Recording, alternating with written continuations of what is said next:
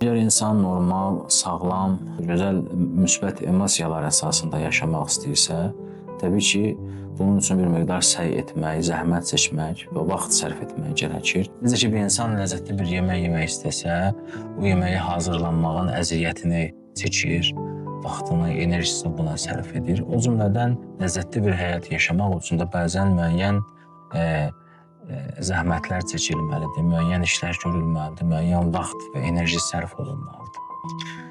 Və təbii ki, bizim sağlam, bizim sevincli, bizim xoşbəxt yaşamağımızın ən önəmli səbəblərindən biri bizim doğru və dürüst düşüncələrə sahib ola bilməyimizdir. Digəri isə bizim bu düşüncələr əsasında yaranmış müsbət emosiyalara sahib ola bilməyimizdir.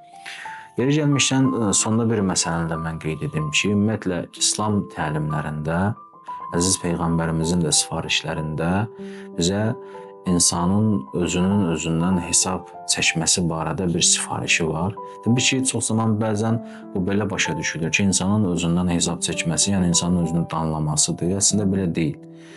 Əslində, insanın özündən hesab çəkməsi doğrularını və yanlışlarını görə bilməsi üçündür.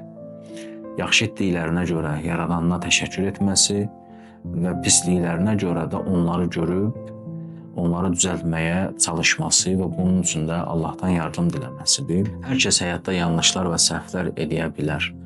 Məsələ bayaq da qeyd etdiyim kimi bizim yanlış və səhvlərimizin tək problem olması deyil, o yanlışlara və səhvlərə davamlı olaraq düçar olmağımız və o yanlışlarla yaşamağımızdadır. Halbuki bizim üçün müsbətlərə doğrulan bir qayda şkapsı var ki, İslam təlimlərində və İslam ədəbiyyatında buna bəzən tövbə deyilir. Düzdür, bunlar fərqli mövzular və məsələlər olsa da, müəyyən oxşar cəhətlərinə görə mən bu məsələləri burada qeyd etmək istədim. Hər halda bugün mənim danışmaq istədiyim mövzu budur. Ümidvaram ki, biz yanlış düşüncələrimizi görüb, onları islah edib, daha müsbətləri ilə, daha yaxşıları ilə əvəzləyib, gözəl, xoş və sevilən bir həyatı yaşaya bilərik. Hər kəsə uğurlar, hər kəsə xoş düşüncələr və duyğular.